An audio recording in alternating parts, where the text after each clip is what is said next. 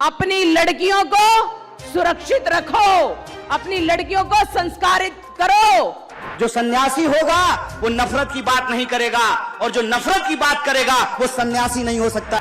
अपने घर में हथियार रखो, कुछ नहीं तो सब्जी काटने वाला चाकू जरा तेज रखो। साध्वी ये कह रही थी कि अमित शाह निकम्मा है, इसीलिए अपने घर में चाकू तेज कर लिए, यही कह रही थी ना।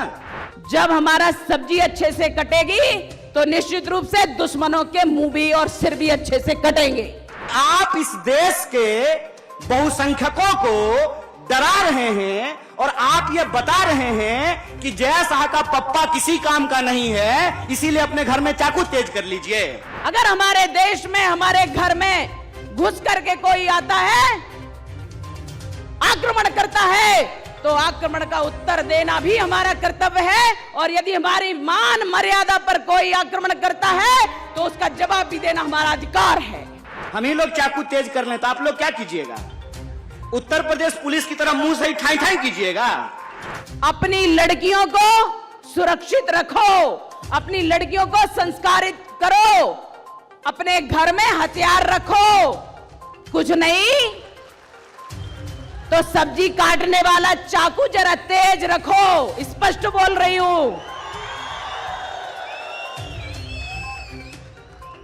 स्पष्ट बोल रही हूं कि हमारे घरों में भी सब्जी काटने के लिए हथियार तेज होना चाहिए।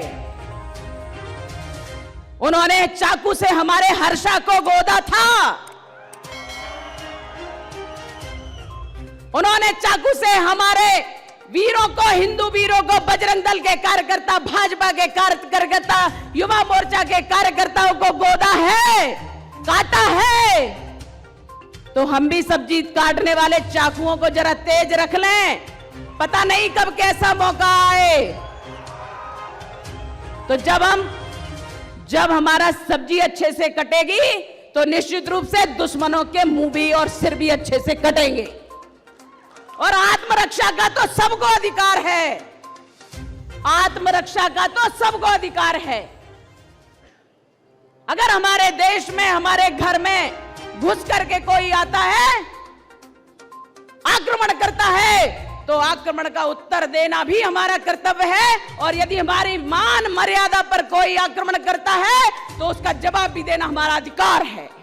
जो सन्यासी होता है वो नफरत की बात नहीं करता है, जो सन्यासी होगा वो नफरत की बात नहीं करेगा, और जो नफरत की बात करेगा वो सन्यासी नहीं हो सकता। इस बात को याद रखिएगा। तो वो जो सांसद हैं उन्होंने हिंसा की बात की, तो मुझे इसमें ना एक जो है साजिश दिखाई देता है। साजिश जानते हैं क्या है? वो सांसद महोदया एक्चुअली जय शाह के पापा का मजाक उड़ा रहे थे।